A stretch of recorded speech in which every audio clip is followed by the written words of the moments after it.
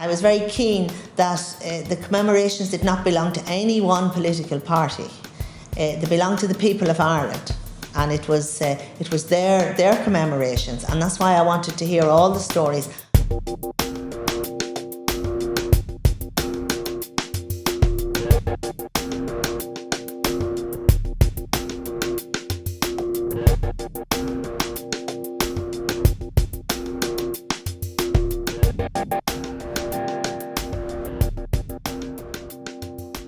In 1916 to me was a very, very important event because I headed up the government's commemorations to commemorate the events of 1916 as part of the wider decade of commemorations. And I was very keen from the outset that the commemorations would be inclusive, and they would be respectful, and they would be appropriate. And I wanted to make sure that all the narratives were heard. And it was important that people were able to tell their stories. I wanted to hear the personal stories because that really does bring history to life. And I think stories like that gave us all a different insight into the impact of what happened on Easter Sunday and the events that followed. But most important of all, I want to hear the story about the women. And the women of the 1916 Rising had somewhat been forgotten. And they certainly weren't very prominent in the 50th anniversary of the events.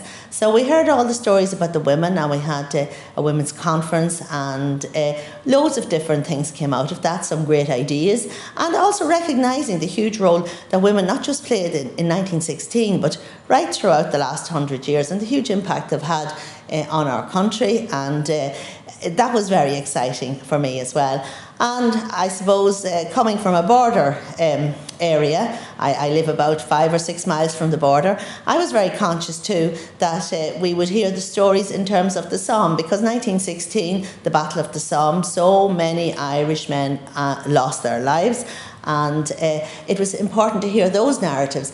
And what really amazed me was so many people discovered for the first time the intertwined history and how World War I and 1916 Rising were inextricably linked for many families.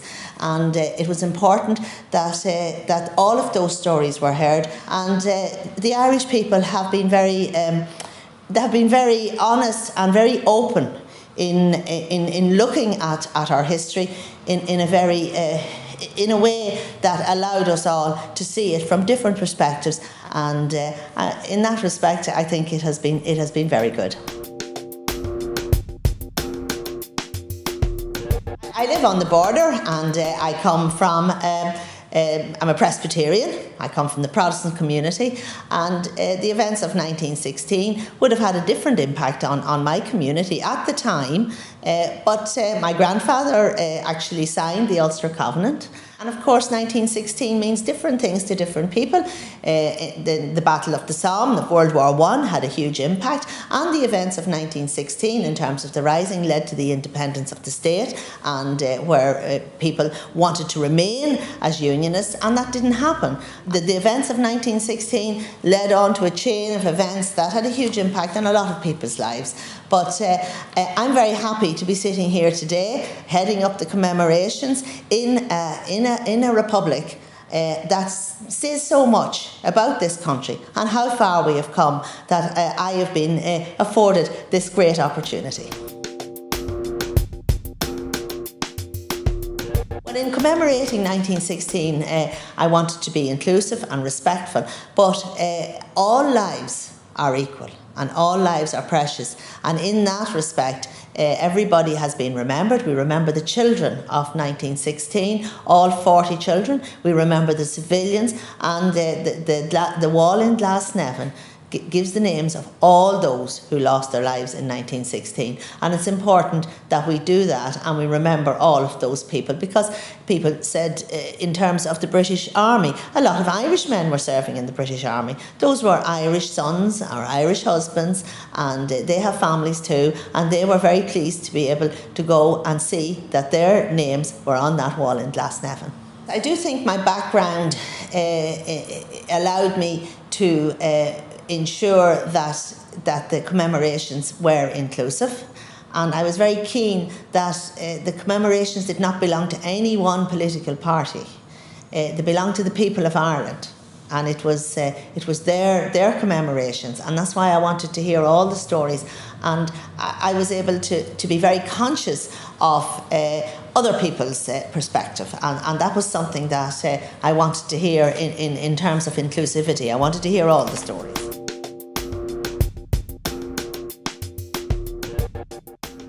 The event that really stood out for me was I went to an event in Cavan, and a man called Kevin came up to me afterwards. It was an event to commemorate those that lost their lives in the First World War. And Kevin said to me, he said, "Heather, you don't know how much this means to me." And I said, "Why, Kevin?" He said, "My father fought in the First World War.